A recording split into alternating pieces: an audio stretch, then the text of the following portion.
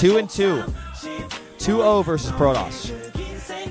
You want to look at his results on Aligulag or Liquipedia, TLPD. His recent results, don't do it. It'll hurt your eyes. 0-7 versus SOS. 0-7. Like, that's Shine versus Sulky level bad in this particular player matchup. So this is going to be a challenge. But he has the momentum on his side, and it is a good map for Terran versus Protoss. $, oh $. Not yet one of our most winning Protoss. Not this season. He was last season. At nearly even record, 12-11. 6-3 versus Terran. Terrible record in ace matches, but that won't probably come into play today. Again, daily MVP 3 times and 7-0. That's an incredible record to have versus a player. jjakji has played him 7 times and never won. Not even a single set. JIN looks poised to tie it up. Can jjakji show us his drop play? Can he show us Vaani Research Station is a Terran map? Both players are in the lobby. It's up and loaded. Let's go into game number 2, jjakji versus SOS.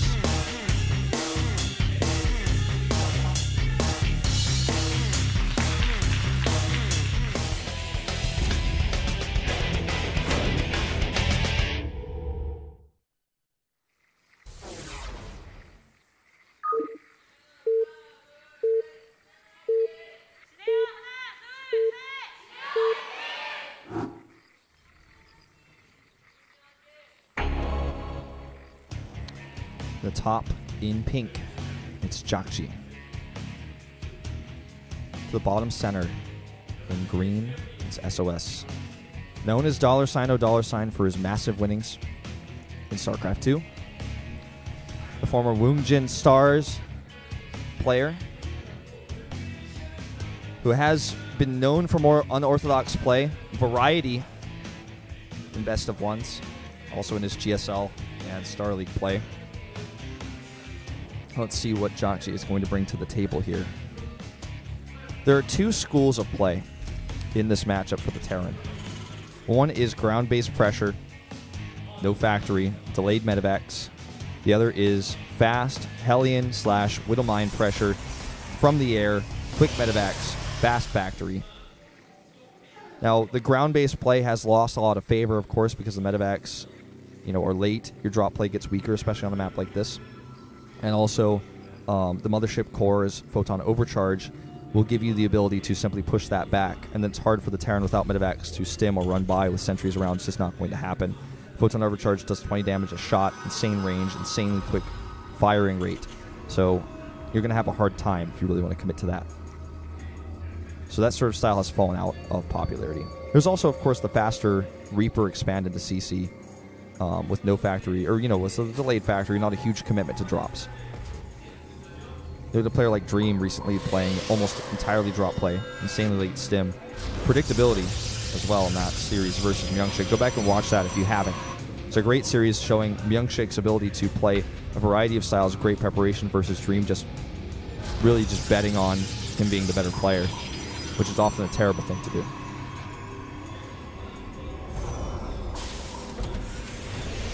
There's going to be a Reaper to start. For that wall. SOS knows Hellions are quite strong on this map.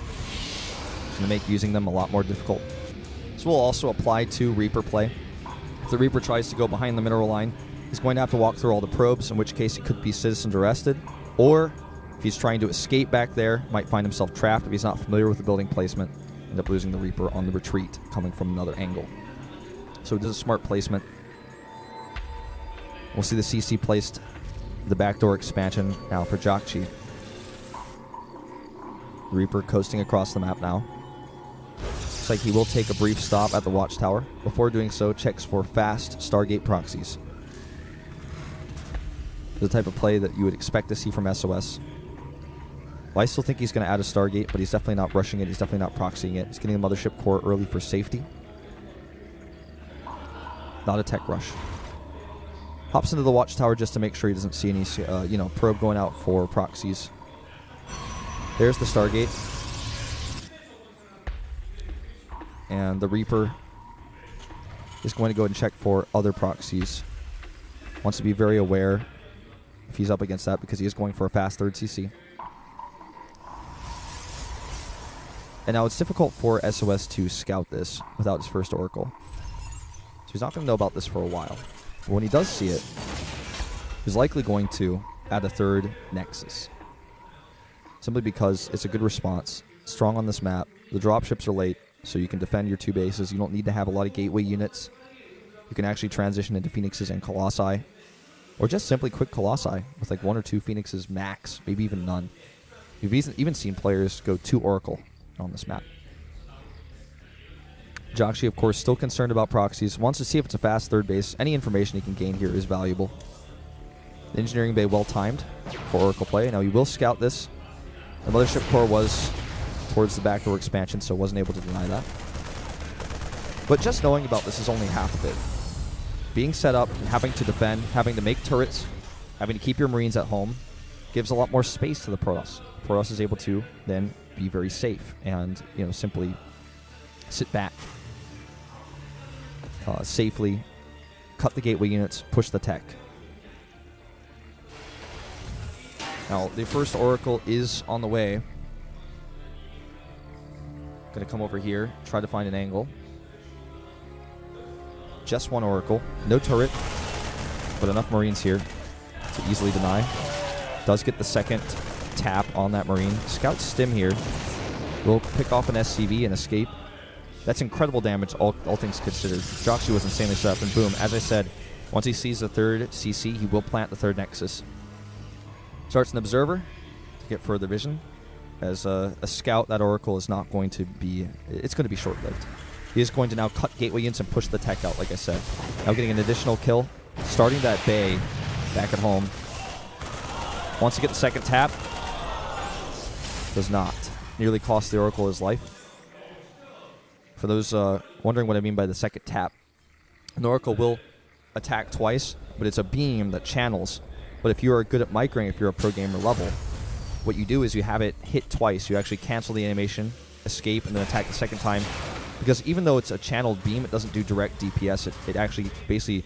the animation makes it look like it's just constantly counting down the unit's health, but actually it does damage in certain sets of attacks. So if you cancel the animation, you can escape and then attack when it's perfectly reset to attack again. So it looks like you're tapping them or just dropping on them, like almost like raindrops or something, or just a torrent of water. But you tap an SCV twice, it's dead. You tap a Marine twice, it's dead. That's how the Oracle works. They both have the same amount of hit points.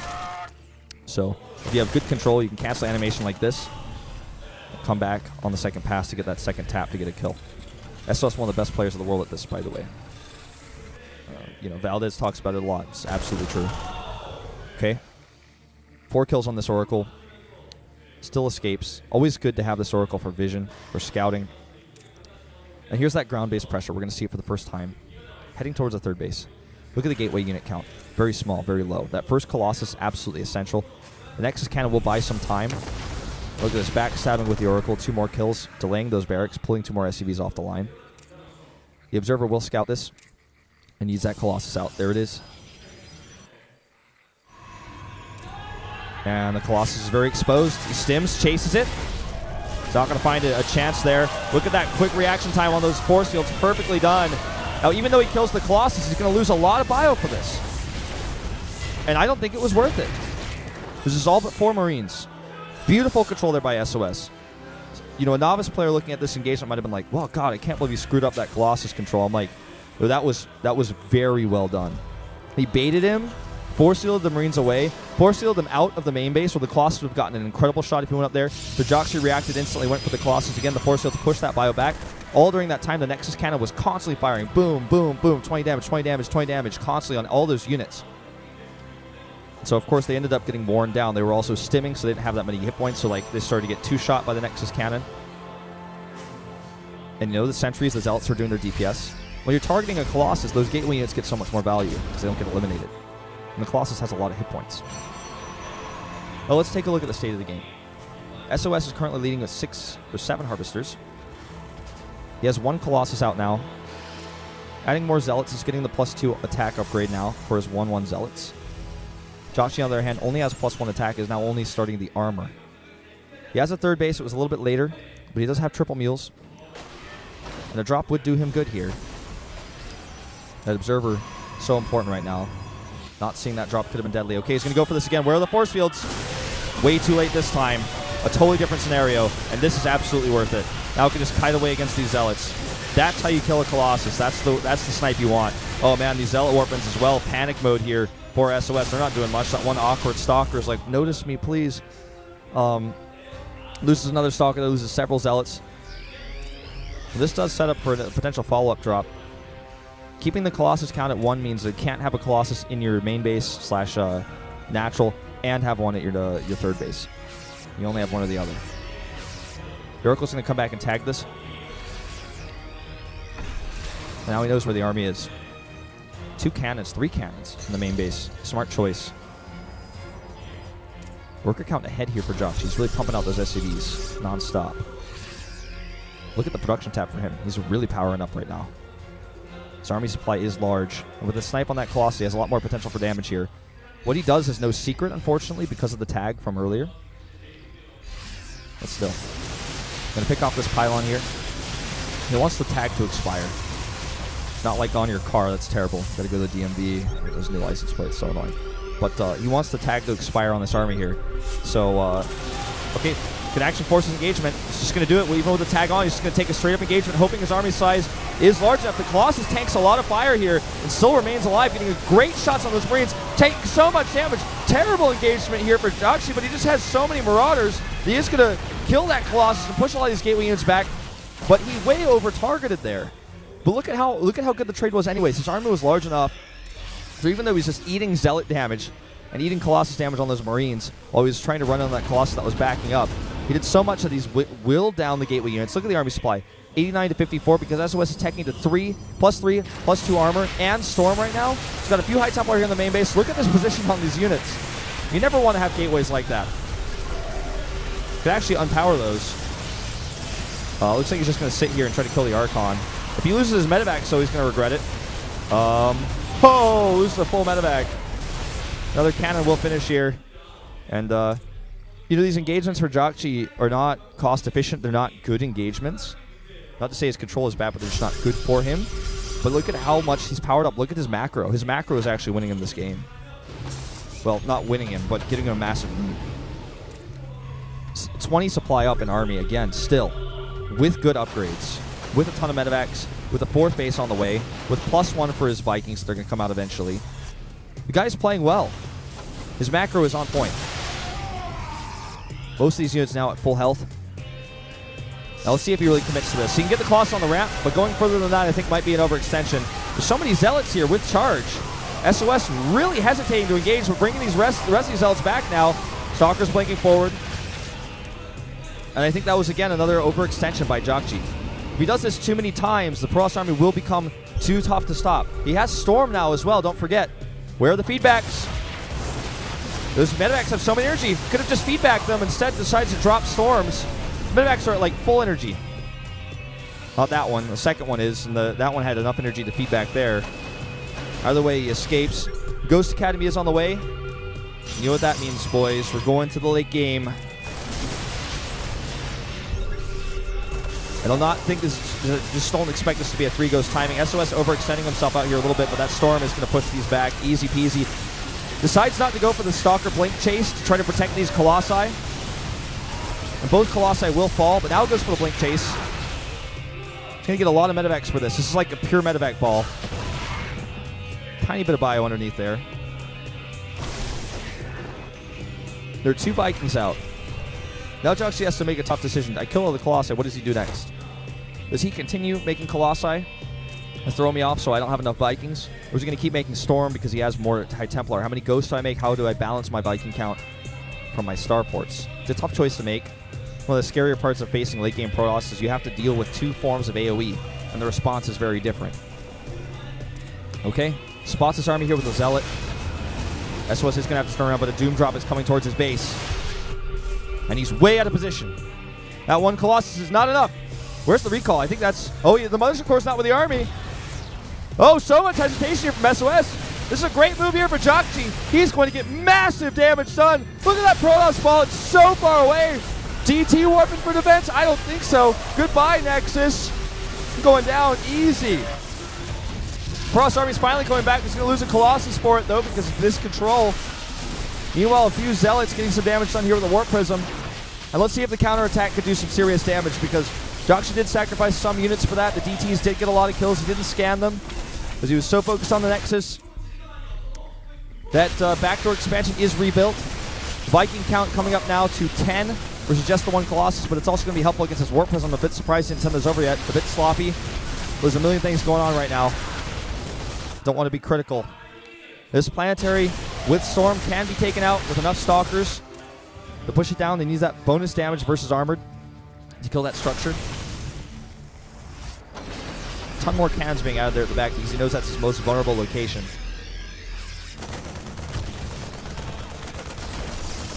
Okay.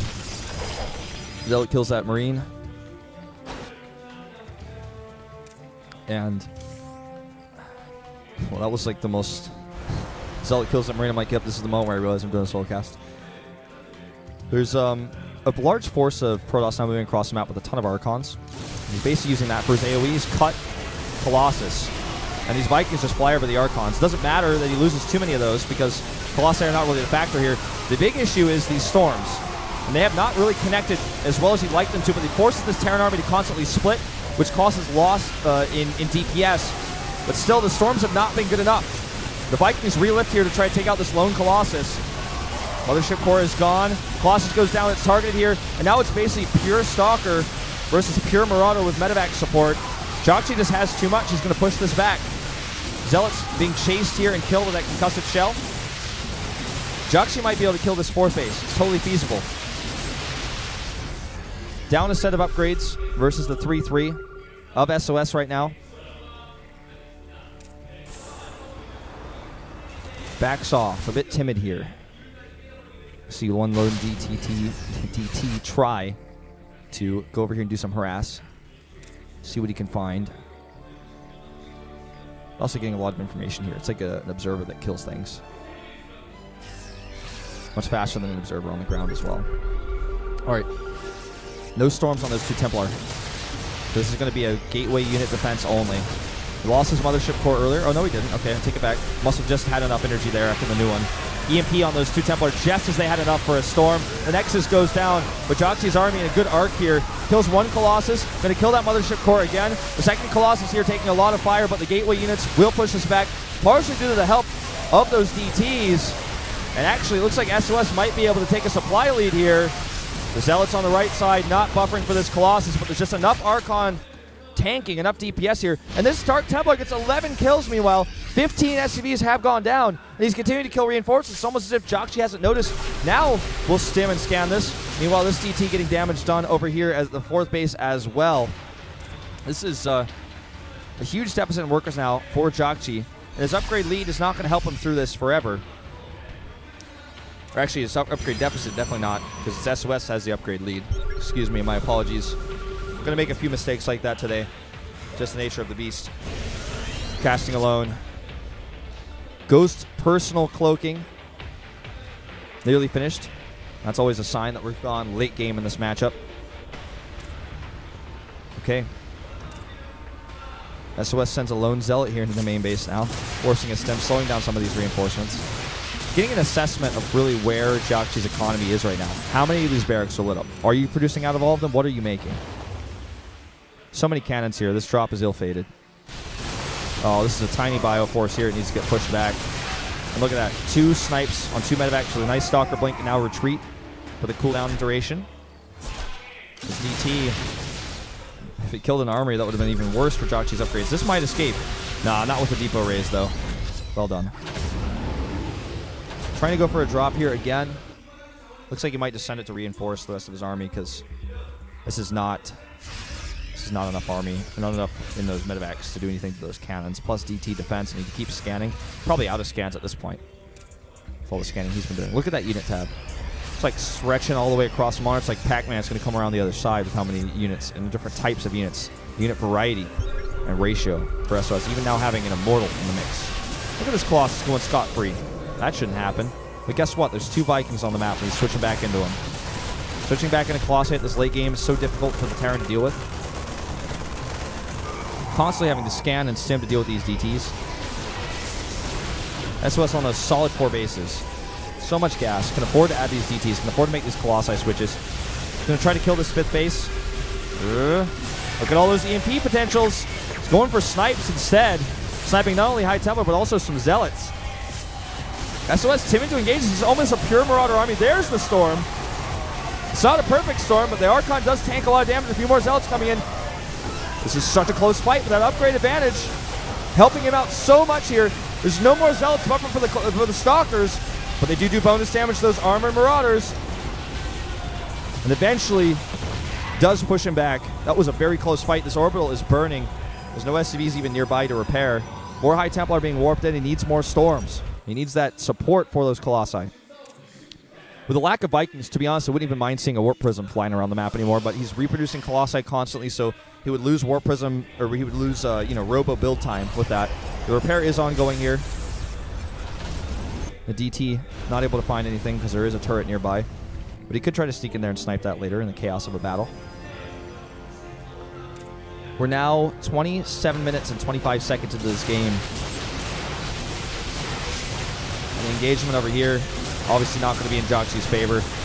Decides not to lift those Mars, tries to kill a Stalker or 2, fairly successfully, or to get the biggest bang for his buck there. This Dark Templar with one upgrade on his shields even now. Sick upgrades here for SOS. Mind you, jjakji still has not gotten the +3 armor. He's just so starved for money. Time Warp here, going to zone this bio out while he kills this orbital. Now he can escape. And look at that, Storms right into that. Any slow units want to walk into those Storms? I don't think so. I don't think so. 3 more Ghosts joining the battle, putting up to 7 Ghosts in total. There's only 1 High Templar on the map, though. The Viking count is underwhelming.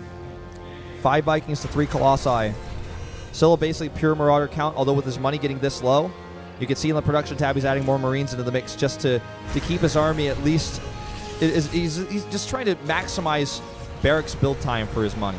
I mean, he needs to have those Marines in the mix. Rather that than just try to wait for a smaller amount of Marauders. Okay, even probes in this battle, actually. Just going to engage on top of this. Not enough Terran here. Even with EMPs on top of those Archons, there's not enough. Nowhere even close to enough. And this should be the end of the game here. He can blink to chase. The 44 army supply, 12 of that is in medevacs.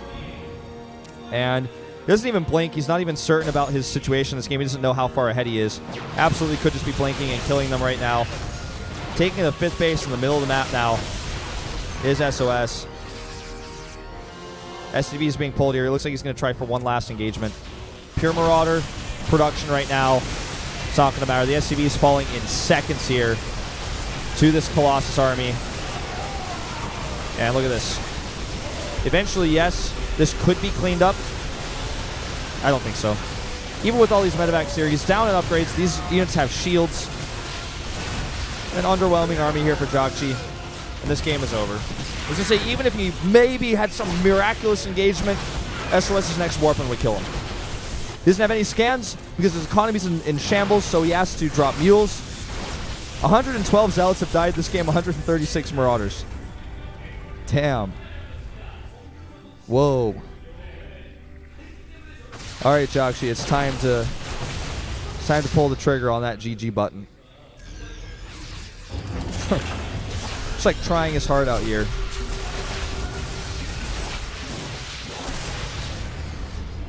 Don't repair that depot. Please don't do it. SOS is like, okay. Look at the unit tab. Makes my job easier. Well, I just don't even have to say anything now.